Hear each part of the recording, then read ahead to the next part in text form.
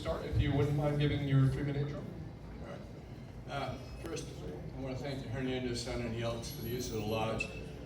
This has got to be the largest turnout at one of the forums I've been to this year, and I try to make as many as I can. I think it's important. I'm married. I have four children. 2 are teachers. 1 was a teacher, is now disabled. 8 grandchildren, 4 currently in public schools, and 4 graduated from public schools. I earned my Bachelor's of Public Administration in 2018 when I served on the school board for the first time. I lost the election in 18 and I was back on in 2022. We've removed critical race theory and CRT from the school district, along with diversity, equity, and inclusion, DEI, before the state made it mandatory in the law. I don't want it back in the school system in any form. It has no place. Indoctrination of any type has no place in the school district. I firmly believe in it, and I'll stand by that every time. We removed books that were pornographic from the library system. They won't return. I'm against that. I know Ms. Rodriguez is against that. I believe there's a couple of other school board members that are against that.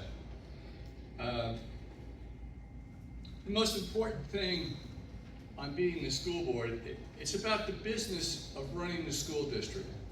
It doesn't have a lot to do with the curriculum that's taught in the classroom. That's mandated by Tallahassee along with the standards. It's not about the books that teach. There's a list that you can go from that the teachers can use to teach lessons. It's about what happens in the classroom, how the kids behave or misbehave, and what do you do with them when they misbehave.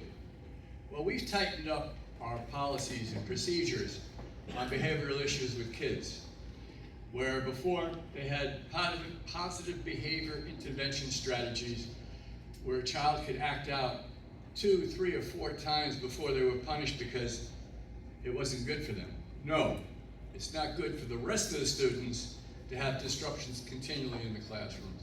Back in 2016, we started what was called the Gentlemen's Clubs, not the ones on 19. These were in the elementary schools. The boys wore white monogram shirts and matching ties, and one day a week it was yes sir, no ma'am. They took the trays for the girls, they opened the doors for the girls. They were taught how to be little gentlemen. I did a study on Pine Grove Elementary School, which is how I got my master's, was my closing, my capstone. And we reduced behavioral incidents in that school by 62% with a club that didn't cost the school district a nickel. The GPA of that school, because of that, Thank you. went up 3 points. First question. What strategies or partnerships would you propose to expand vocational agricultural, such as FFA and 4-H, and skilled trade programs to prepare students for diverse career pathways?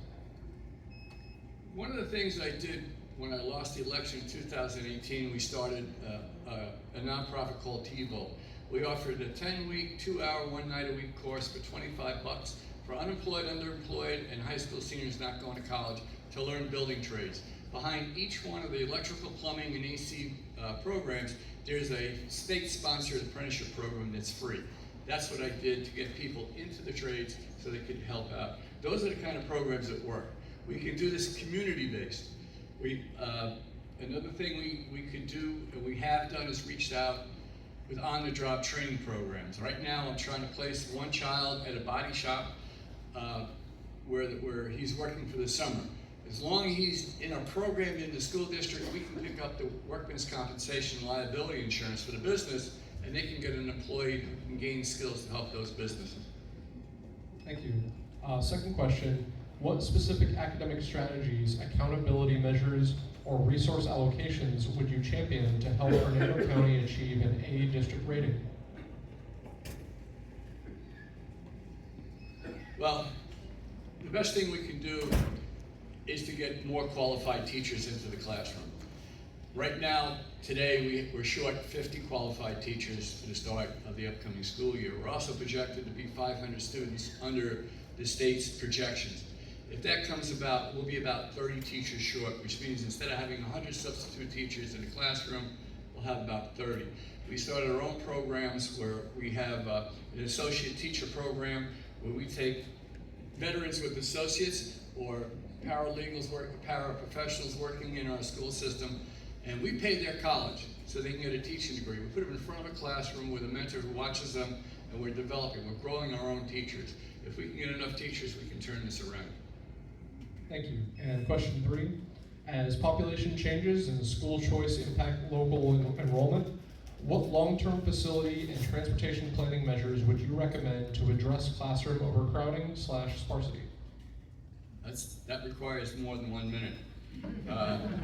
But very simply, we have 29,000 homes on the drawing board to be built in this county. There's something called concurrency, which is the number of open seats in the zone school and the budding schools.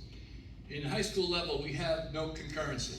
So if a builder builds a project, there's no place for those kids to go unless he mitigates the impact fees, which means he pays part of that up front. So what the school district has done is set a schedule. It's $41,000 per student who is designated as over concurrency. That's paid up front. It comes off the impact fee as they're collected by the contractor. That's one way. Transportation, look around the room and tell me that 3 of any people sitting next to each other, person to your left and right, can fit on a bench in the school bus. Our transportation is based on 3 to a seat. That ain't happening. It really doesn't work. We need to change the laws in Tallahassee and get 2 to a seat so at least we can afford it. Thank you. And now it's time for the 2-minute close. I was endorsed by Gus Bilirakis, our congressman. I do a lot of work with veterans. I'm a member of the Sons of the American Revolution, so we're heavily involved in history and in veterans. I was endorsed by I think it's now called the West Pasco Hernando Realtors Association. They have nothing to do with building of schools. Realtors sell houses in neighborhoods. They want to see good school districts. That tells you something about me and what we've done. My record speaks for itself. I voted 95% with the other conservatives on the school board, and we got things done. We need to get more done. I'm here. I show up, and I humbly ask for your vote come August 18th when my election will be determined. This will not go to the general election. Please come out and vote. Even if you don't like me, come out and voice your opinion. There's 3 races that will end in the primaries this year. Thank you. Thank you so much.